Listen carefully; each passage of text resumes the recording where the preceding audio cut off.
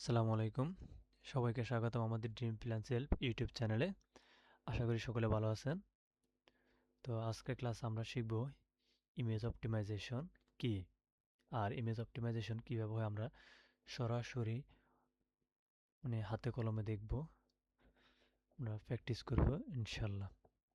তো যারা এখন আমাদের ড্রিম প্ল্যান সেলফ ইউটিউব চ্যানেলটি সাবস্ক্রাইব করেন না, এখনই সাবস্ক্রাইব করে নিয়ে পাশে থাকা বেল আইকনটি ক্লিক করে দিন, যাতে আমাদের পরবর্তী ক্লাসগুলো আপনার থেকে মিস না হয়ে যায়। তো চলুন আমরা শুরু করি আমাদের আজকের ক্লাস। ইমেজ অপটিমাইজেশন কি?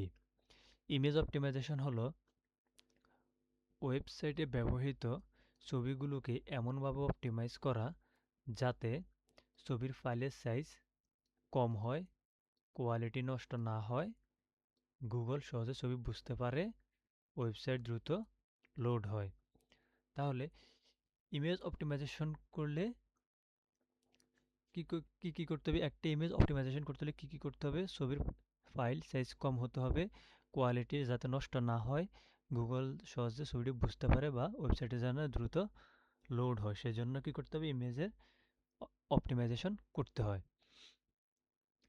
তারপর হচ্ছে ইমেজ অপটিমাইজেশন না করলে সমস্যা কি? যেমন প্রথম সমস্যা হচ্ছে স্লো লোড স্লো লোড করবে। যেমন আপনি একটা ওয়েবসাইটে গেলেন, লিখে সার্চ দিলেন, যেমন টি শার্ট, হ্যাঁ, টি শার্ট লিখে সার্চ দেওয়ার পর আপনি ইয়েলো ক্লথিং লিমিটেডে ঢুকলেন। এই যে ঢুকার সাথে সাথে এই যে আপনি ক্লিক করছেন, ক্লিক করার সাথে সাথে পেজটা আসতে যে টাইমটা লাগছে, ওই টাইমটাই হচ্ছে মূলত কি? ওই টাইমটাই হচ্ছে এই যে load time, slow load time. হ্যাঁ, এখন এটা তো আমরা তো যখন ক্লিক করছি তখন সাথে সাথে ঢুকাই দিয়েছে। হ্যাঁ, আমরা ওয়েবসাইটের সাথে সাথে প্রবেশ করছি, কিন্তু আপনি যখন ক্লিক করার পর শুধু ঘুরতে আছে 2 সেকেন্ড, 3 সেকেন্ড, 5 সেকেন্ড, 10 সেকেন্ড হয়ে শুধু ঘুরতে আছে, তাহলে আপনি যদি ইমেজটা যদি অপটিমাইজ না করেন তাহলে কিন্তু স্লো লোড হবে, মানে শুধু ঘুরতে থাকবে, আসবে না। মানে দেখা যায় 2 সেকেন্ড, 4 সেকেন্ড, 5 সেকেন্ড সময় নেবে। তারপর হচ্ছে কি বাউন্স রেট বেড়ে যায়। বাউন্স রেট জিনিসটা কি? যখন কেউ আপনার ওয়েবসাইটে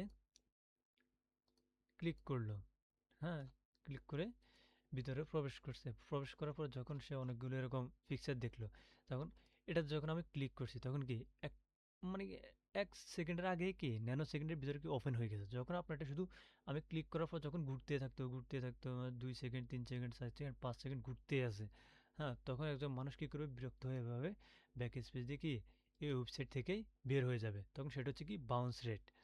বাউন্স রেট জিনিসটা হচ্ছে কি, যখন একজন ট্রাফিক আপনার ওয়েবসাইটে যাবে কিন্তু সে কোনো রকম কোথাও ক্লিক না করে, যেমন একটা শুধুমাত্র একটা ক্লিক করছে, একটা গেঞ্জির উপর ক্লিক করছে, কিন্তু দেখা যাচ্ছে যে শুধু ঘুরতে আছে, হ্যাঁ, তা কোনো কিছু না করে যখন সে সরাসরি আপনার ওয়েবসাইট থেকে বের হয়ে যাবে, সেটা হচ্ছে কি বাউন্স রেট।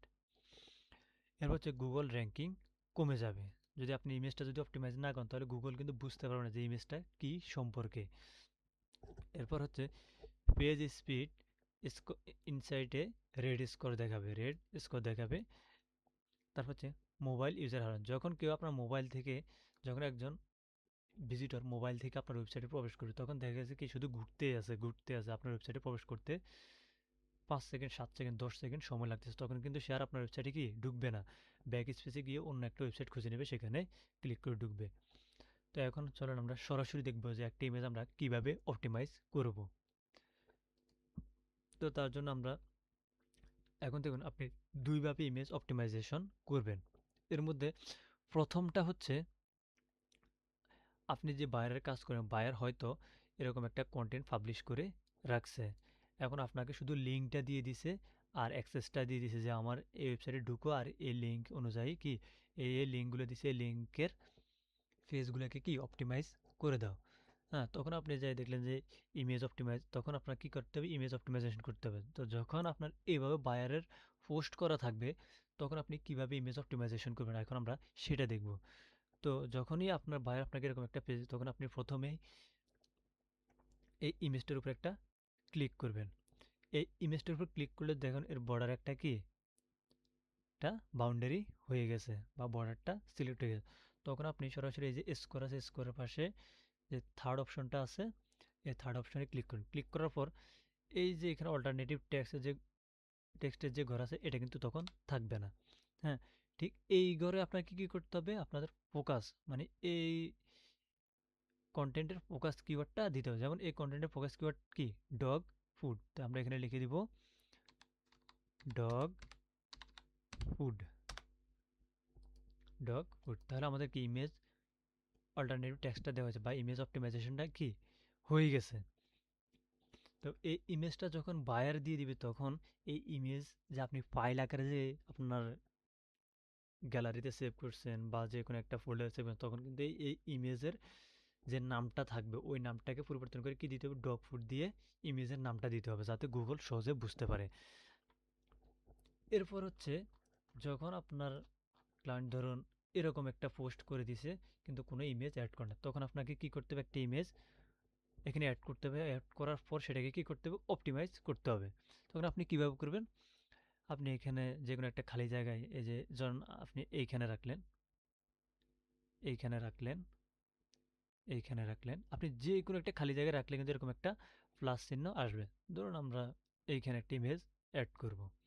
তো ইমেজ অ্যাড করার জন্য প্রথমে আপনি প্লাস আইকনে ক্লিক করবেন, তারপর গ্যালারিতে বা ইমেজ যে কোনো একটাতে ক্লিক করবেন। যেমন আমি গ্যালারিতে ক্লিক করছি। তারপর আমরা আপলোডে যাব। আপলোড থেকে আমরা যে ছবিটা দিব আমরা ওটা খুঁজে নেব, যেমন এটা। তো এটাকে দেওয়ার আগে আমরা এখান থেকে কি করব? এটার নামটা ঠিক করে নেব। আচ্ছা, এটার নামটা মেবি যখন আমরা সেভ করব গ্যালারিতে তখন এটার নামটা পরিবর্তন করতে হবে। তারপর আমরা কি করব? এখান থেকে ওপেন করব। ওপেন করার পর এই ছবিটার আমরা অ্যালাইন টিক করব। এই ছবিটা এখানে অ্যালাইন টিক করব। তারপর হচ্ছে কি আমরা এটার অল্টারনেটিভ টেক্সট দিব। তো অল্টারনেটিভ টেক্সট আমরা কীভাবে, আমি আর একবার দেখাই। প্রথমে এখানে ক্লিক করে প্লাস আইকনে ক্লিক করবেন, তারপর ইমেজ, ইমেজ থেকে আপলোড, আপলোড থেকে আপনি ইমেজটা সিলেক্ট করবেন, তারপর ওপেন করবেন। ওপেন করার পর এই যে আপনি ওপেন করার সাথে সাথেই কিন্তু এখানে এই যে এই জায়গায় ডান সাইডে এই জায়গায় কিন্তু অল্টারনেটিভ টেক্সটের ঘরটা কি ওপেন হয়ে গেছে। তখনই আপনি এখানে কি দিবেন? ডগ ফুড, মানে আপনার যে ফোকাস কিওয়ার্ডটা আছে ওই ফোকাস কিওয়ার্ডটা দিয়ে দিন। দিয়ে দিলে এটা কি হিসাবে ব্যবহার হবে? এটা ইমেজ অল্টার টেক্সট হিসেবে বা ইমেজ অল্টারনেটিভ টেক্সট হিসেবে কি ব্যবহার হবে। তখন আপনার কি হয়ে গেলে আপনার ইমেজটা অপটিমাইজেশন হয়ে গেল। সিম্পল একটা কাজ, ইমেজ অপটিমাইজেশনটা কি সিম্পল একটা কাজ। এই ডগ ফুড লেখাটা যখন আপনি ইমেজ অপটিমাইজেশনে গিয়ে অল্টারনেটিভ টেক্সট হিসেবে ডগ ফুড দিবেন, কারণ হচ্ছে আপনি কি কারণে ডগ ফুড লেখাটা দিচ্ছেন? কারণ গুগল কিন্তু ছবি ফুটতে পারে না। গুগল কিন্তু এই ছবি পড়তে পারে না। গুগল যখন এই ডগ ফুডটা দেখবে ছবির অল্টার টেক্সট হিসেবে ডগ ফুডটা দেওয়া আছে তখন গুগল বুঝে নেবে যে এটা ডগ ফুডের একটা কি ছবি। তাহলে গুগল এটাকে ক্রল করতে পারবে। তো আজকের ক্লাসে আমরা দেখলাম যে ইমেজ অপটিমাইজেশন কি, আর ইমেজ অপটিমাইজেশন করলে কি কি হয় বা কেন ইমেজ অপটিমাইজেশন করা হয়। ইমেজ অপটিমাইজেশন করলে ওয়েবসাইট দ্রুত লোড হয়, গুগল সহজে ছবি বুঝতে পারে, কোয়ালিটি নষ্ট না হয়, মানে ছবির কোয়ালিটি নষ্ট হয় না, তাহলে ছবির ফাইল সাইজ যেন কম হয়। এই জিনিসগুলো অপটিমাইজ করার সময় খেয়াল করতে হবে। আর অপটিমাইজেশন না করলে সমস্যা কি কি হয় সেটা হচ্ছে ওয়েবসাইটে লোড স্লো লোড করে, মানে মানে কেউ যখন ক্লিক করবে তখন কিন্তু অনেক দেরি হবে ওয়েবসাইটে প্রবেশ করতে। তাদের বাউন্স রেট বেড়ে যায়, মানুষ কেউ যখন ভিতরে ঢুকবে কিন্তু দেখা যাচ্ছে একটা ছবির উপর ক্লিক করছে ছবিটা ঘুরতেছে তখন কিন্তু সেই সেখানে বেশিক্ষণ থাকবে না, বের হয়ে আসবে। তারপর যে গুগল র্যাঙ্কিং দিবে না। তারপর হচ্ছে মোবাইল ইউজার হারাবেন, মানে মোবাইল থেকে যখন কেউ ক্লিক করবে তখন দেখা যাচ্ছে অনেক সময় লাগতেছে তখন সে বের হয়ে যাবে। তো আজকের ক্লাসে আমরা এটা দেখানোর চেষ্টা করছি যে একটা ইমেজ আপনি কিভাবে অপটিমাইজ করবেন। আসলে আমি ক্লাসগুলো অনেক ছোট ছোট করতেছি কারণ যারা নতুন এসইও শিখবেন তারা কিন্তু অনেক বেশি, যেমন 20 মিনিট 30 মিনিট 50 মিনিট ক্লাসগুলো কিন্তু করতে চায় না। হ্যাঁ, তো আমি একদম শর্টকাটে মানে মানে অহেতুক কথাগুলো না বলে, মানে এখানে বললে অনেক কথা বলা যায়, অনেক উদাহরণ দেওয়া যায়, এর এর ভিতরে আরও দেখা যায় উদাহরণ নিলে 20 মিনিট 30 মিনিট উদাহরণে দিয়ে বোঝানো যায়, কিন্তু আমি একদম সংক্ষেপে বুঝিয়ে দিছি যে মানে আপনি কিভাবে একটা ইমেজ অপটিমাইজেশন করবেন। যাতে যারা নতুন আপনারা এসে শিখতে আসছেন যাতে আপনারা যাতে ধৈর্য হারা না হন, তার জন্য আমি আজকে অনেক দিন যাবৎ এসইও নিয়ে কাজ করতেছি। তাই আমি মানে একটু শর্টকাট আপনাদেরকে বোঝানোর চেষ্টা করতেছি যাতে আপনারা মানে বিরক্ত না হন। তো যারা এখনো আমাদের ড্রিম প্ল্যান সেলফ ইউটিউব চ্যানেলটি সাবস্ক্রাইব করেন না তারা এখনই সাবস্ক্রাইব করে নেবেন আর পাশে থাকা বেল আইকনটি ক্লিক করে দেবেন যাতে পরবর্তীতে যে কোনো ভিডিও আপলোড দিলে সবার আগে আপনি পান। তো ধন্যবাদ এতক্ষণ সাথে থাকার জন্য।